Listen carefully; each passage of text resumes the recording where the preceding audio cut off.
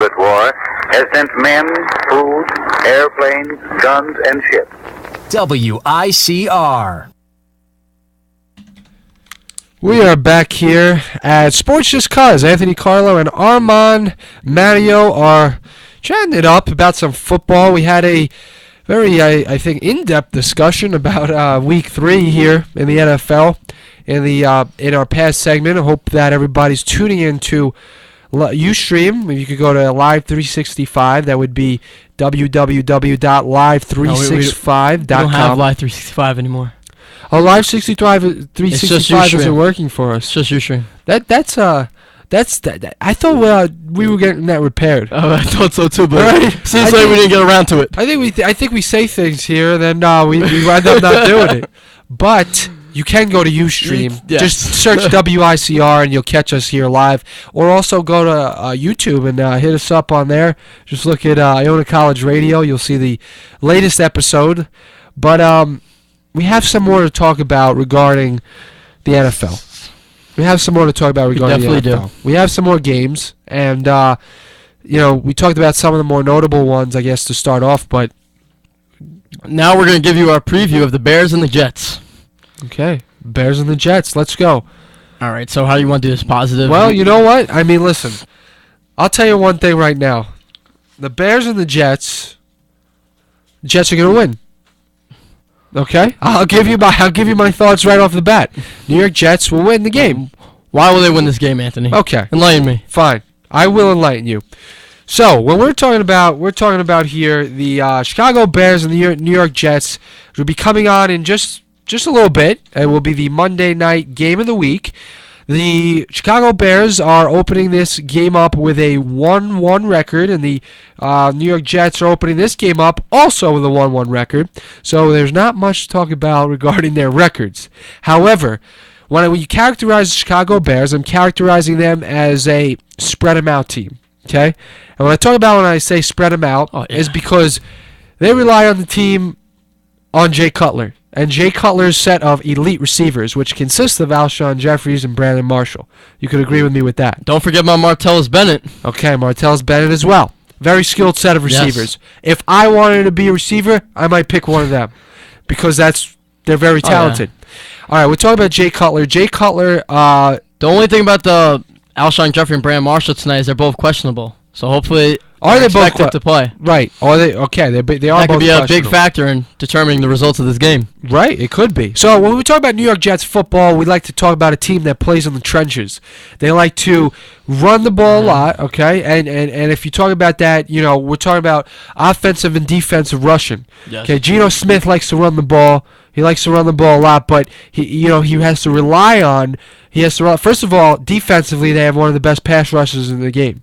Okay, the front four, which is putting a lot of pressure on Aaron Rodgers last week, was unbelievable. They were containing Aaron Rodgers, not really letting him comfortably throw the ball at all. Unfortunately, At first. Unfortunately, the second half, Aaron Rodgers was able to let go. Now, we're talking about a team that defensively they have this talented front four, and offensively, you're looking at a team that has not only one of the best run defenses in the league, which was going to be able to contain Matt Forte. Okay, yeah, Matt Forte is not the best running back in the league, but he is talented. If I was the Chicago Bears, I'm trying to win this game, I would stride away from Matt Forte. Right. Do not play ground and pound football. Jay Cutler needs to go out with that killer mindset. Right. He needs to go out and start slinging it everywhere. And he's going to have no problem against this secondary. This secondary is young and it's inexperienced. Right. D. Milner's your starting corner. He's going to be on Brandon Marshall. Right. Top 5 receivers in the game. And then, it's just... If the Jets want to win this game... Can I make a point? You can make a point. Speak. You're going to attack this suspect secondary, right? Mm-hmm. You're going to attack this secondary that hasn't proven themselves. Yes. You know what happens when you become one-dimensional? It means you're focusing too much on one aspect of the game. That's true. It means even though the secondary may not have proven themselves yet, if they take everything away from Matt Forte because they're fearing the trenches that the New York Jets can put up that good defensive front, they may focus too much on passing, and when that happens, the Jets secondary just might step it up. They might step it up, but the Jets secondary in the first 2 games has no turnovers. Right, which you have a very good point. You might as well win the argument just by saying that. Yeah. That once you throw everything out there and Jay Cutler spreads it out on a secondary that hasn't made any big stops yet, you may win. That's why with a weak secondary, I think for the Jets, if they want to win this game, they're going to have to dice up some blitz packages. Okay. Because the Bears' offensive line is not one of the better lines in the league. Jay Cutler has had his past concussions, and he's been sacked in the top 5 every year. So, I mean, if you bring pressure on Jay Cutler and cause him, I don't know, he might become a little rattled in the pocket, and maybe the Jets might get that first turnover of the year. But the thing is, offensively, I think the Jets need to stay patient. I think Marty Mortwig gives way too much confidence to Geno Smith. Way too much confidence. Some of the plays he tries to make is like if, I don't know, he's in his 8th year of the league and he's one of the top in the game. So, well, unfortunately about that is Geno Smith was stellar the first half of the last game. He was. I mean, he was putting the ball only where the receivers could catch it. I mean, Eric Decker caught a pass over his shoulder. I mean, it was perfectly placed. Geno Smith does scare me. I think the guy has a lot of upside to his game, but he's too immature. He lets his ego get ahead of him on the field. He does not react well to the coaching staff. He's very one-dimensional. I mean, the guy has a great arm. He can throw down the field 40 to 50 yards easily, no problem. My question about Geno Smith is his accuracy and his what he knows he can do and what he knows he can't do, and he doesn't know that yet. Right. That's what bothers me about Geno Smith. All right, I respect that argument. Obviously, Geno Smith is not a seasoned veteran in this league, and obviously he does take a lot of chances. Is that a bad thing? I don't think necessarily. Obviously, when a team is losing, yes, it's a bad thing, but I don't think necessarily that is going to turn out to be a bad thing. Mm-hmm. I think that type of factor in your game makes you dangerous because you're willing to do the unthinkable in a certain moment where when he is a little bit more seasoned, it's going to pay off in the long run. Oh, yeah. Now, the one thing I want to say about the Jets is that they have a very, very lethal rushing force. Oh, Chris Ivory. Chris Ivory, Chris Johnson, which hasn't broken out yet. I think Chris Ivory needs to get more rushing attempts than Chris Johnson. I think Chris Ivory is the franchise back right now. I don't think Chris Johnson is. Chris Johnson got the bigger contract. He's got the bigger name because of his past seasons. Right. Chris Ivory came out of nowhere with the Saints. He didn't even have the role he deserved over there either. Right. And now I think the Jets should give it to him. The thing is, you need to know when to use these guys. Now, if you want to do like a third and short pass opportunity, you put in Chris Johnson for a little screen pass and the flats, let him make some moves with his feet. Space, yeah. But when you're on 2nd and 3 or 3rd and 2, pound it with Chris Ivory. That's a big boy coming through the middle right there. Right. I completely agree with you. So the danger is them two. Listen, you can use them interchangeably. That's a pretty good set of running backs. Then you have, as you mentioned, Geno Smith. Almost like what Detroit does with Joique Bell and Reggie Bush. Right. Reggie Bush, I'm sorry. Exactly. And the combo of that has the Jets leading the NFL with 358 rushing yards. I mean, that's the running game is definitely going to be used as a weapon here in tonight's game against the Bears. But I think that in order for the Jets to win this game, I think that it's definitely going to have to rely on the fact that secondary steps up. I think that's what I also think that upon. their Jets are going to go out there with that defensive mindset. They're going to want to win this game with a low-scoring pace, you know. Right. But I think they're gonna have to go out there with an offensive mindset because anyway I see it, I think Jay Cutler is gonna do some damage. Now, you said before the Jets are one of the better defenses in the league, which they are. Right. They only give up 220 yards a game, which is phenomenal. Right. But a testament of that is that it could also mean that Geno Smith and the Jets' offense is not giving them good positioning, which is forcing them to punt the ball, and the other teams are getting the ball at the 50.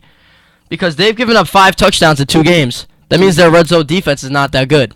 5 touchdowns. You got to force field goals. Right. That's a great. 5 touchdowns in 2 games is a lot. I understand that. Especially for a great defensive ball club that's only giving up 220 yards a game. You know what I mean? Right. Someone giving up 220 yards a game, you'd think they're only giving up 1 touchdown a game, you know? Right. No, I understand that. I understand that a lot. So you're saying that Geno Smith is not putting them in good field position. No, he's not. And what happens is that when they turn that or a turnover, yeah, because they do turn over the ball a lot. It's unfortunate.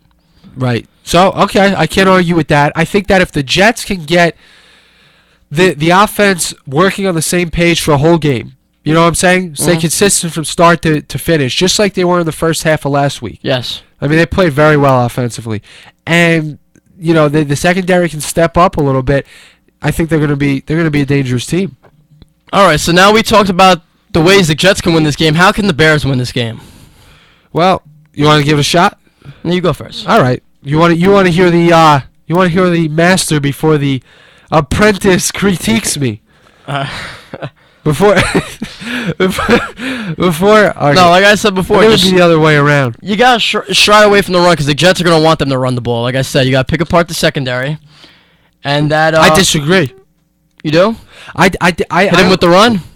I agree in the fact that it's such a difficult defensive front four for the Jets that when you play the game in the trenches like the Jets do, and they send Matt Forte to try and run the ball a lot, it's not going to be as successful. So you figure you go on and you rely on a passing game, but I don't think that they should rely 100% on that passing game, because what's going to happen is, what's going to happen is they're going to be forced. The Jets secondary is going to be forced with Jay Cutler trying to pick apart that secondary and decimate them. They're going to be forced to react to many opportunities, and they're going to start making plays. And they're going to be forced for the first time to step it up, because there's always the first time when a team steps it up. I'm not trying to focus back on the Jets again, but if we're going to go back to the Jets, I think that, like I said before, the blitz package is key, but you got to do a zone blitz. Do not do a man blitz, because these are not man corners you're talking about here. D. Milner. So, who's the other corner? I don't even know his name. For the Jets? Oh, is it Kyle Wilson? It might be Kyle Wilson. Yeah. I don't know, but it's just that these are not man corners they have. They might have to play a little zone. I mean, they're not great zone covering playmakers either, but I think that's the best situation. Do a little zone blitz. What I was saying in terms of what I was trying to say is that what the Bears need to do offensively is, I think that they should start the game with running the ball to Matt Forte. I think they should start the game. Have a nice long drive, like 8 or 10 minutes. Right. Keep reverse psychology. I think that's what the Jets should do. Go with the Jets with Chris what Ivory, they may least expect. The Jets right now probably expect Jay Cutler to throw the ball because the secondary's been taken advantage of. Pound the ball with Matt Forte. Then what you do is you start some play action and you start opening up you get that secondary sleeping. And then they're sleeping once again. They'll be sleeping once again. You start completing passes to your array of elite receivers like Brandon Marshall. I mean, these are dangerous weapons, and that's exactly what you do if you're the Bears. The one thing Jay Cutler definitely has on Geno Smith, Jay Cutler can control the clock much better than Geno Smith is. He knows how to put together a long drive, and he knows how to keep it stable. Geno Smith, when I watch the Jets play, they score, and when they do, they score quickly. They do not have long drives. And that's Chris Ivory needs to run the ball more. Marty Mortwig needs to give Chris Ivory and Chris Johnson. I think Chris Ivory should get 20 attempts a game. Chris Johnson should get 10. 30 rushes a game. Geno Smith give 20 pass attempts. 22, 24 when necessary. Right. Well, patience is key in football, man. Patience is key. That's a fair. There's also some other questionable calls, like on 3rd and 1. I remember it was 4th and 1. It panned out for them, but the call got declined because of a holding or something. Last week against the Packers, 4th and 1, Geno Smith threw a Hail Mary at the Packers 40, and he completed. Jeremy Curley came down with it. Right. But it was called back. But a 4th and 1, you got the touchdown but you don't go for down 4th and 1. That's not a good play call. That was the play that they had the game tied about. Yeah, and everyone's complaining about.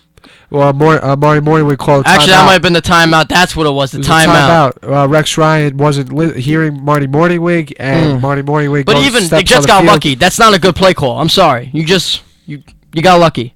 4th and 1, you don't do that. Look, they had the game tied though. They do, but it's not a good play call, man. I'm telling you, it's not. Well, no. I mean, look, 4th and 1. They do that all the time. On 3rd and short, they'll go for Geno Smith will try and do like a 25-yard pass attempt. You just give it to Chris Ivory, let him run up the middle, or you could throw a short pass to slanting Eric Decker or someone like that. You know what I mean? Yeah. You're making a harder play for yourself. No, it's not necessary. I understand. In the second quarter of the game or something like that, Now they're also going into this game. You have to remember that Eric Decker's also questionable because of his hamstring. Yes, I heard about that too. So that's a problem. If Geno Smith has to deal with Jeremy Curley again with no Eric Decker, I mean, listen, that's a bit of a problem. Even though Geno runs the ball a lot. That's the other thing. The Bears, for them to win this game, I think that Lance Briggs needs to have They need to have a QB spy on Geno Smith. So Right. let him drop back in coverage. Because Geno Smith, like Colin Kaepernick, doesn't like to stay in the pocket. He wants to try and make plays with his feet too. Not as good as Colin Kaepernick, but sort of the same type of repertoire. So I think that Lance Briggs or the Bears defense, Mark Treisman needs to tell these guys need to play a spy on Geno Smith. All right. Yeah. Well, I mean that's a listen. Geno likes. There's no lie about it. I mean, Geno likes to navigate out of the pocket, and he runs a lot. They may be in the red zone, and they have a pass play set up, and he'll just roll and run. Yeah, he'll do a fake and run it in. Yeah. Geno Which Smith, is a smart play. That's a good play. a lot of the times his antics remind me of a high school football quarterback Oh yeah, who, it's true. if he doesn't see anything, he'll run. Obviously that's a premise He does that play just like a high school quarterback because, like a high school quarterback, when he doesn't know what to do, instead of throwing the ball out of bounds, he'll try and lob it downfield in double coverage and get picked off. Yeah. I mean, listen, there's some things that Geno needs to learn here in New York, but I think that the Jets, they even though they're coming off of a heartbreaking loss to the Packers where they had the game won, and the Bears are coming off of an amazing win. Amazing comeback. Down, what was it, 20? Down 21-7 in the fourth quarter. That also is going to probably, people think that'll add more momentum to the Bears coming into this game. I like the Bears. They got the momentum right now. But you know what? I disagree because I think that the Jets, it's been a long time coming. I think they need this win. See, I think that win has been coming to them, and all they have to do is put one half next to the other of the same play. by all means, this is going to be a close game. I think it's going to be a very good Yeah. Monday night football game. It will be. Definitely well deserved It will be a good selection Monday. by the NFL. But Absolutely. It will be a tough game, and it's going to be. I have the Bears winning 23-17. All right, 23-17. Everyone knocks this Bear defense. I like him. I think Kyle Fuller was a great pick. Great pick. He's their rookie defensive back. And this kid's good. He had 2 picks off Colin Kaepernick on Sunday night. And this kid's reading routes. Don't be surprised if he picks off Geno Smith. And Willie Young, great offseason pickup from Detroit. Now this guy, he's got a big frame. He's a speedy pass rusher off the edge. Don't be surprised if he gets by DeBrickshaw Ferguson and sacks Geno Smith a couple times, forcing a fumble possibly.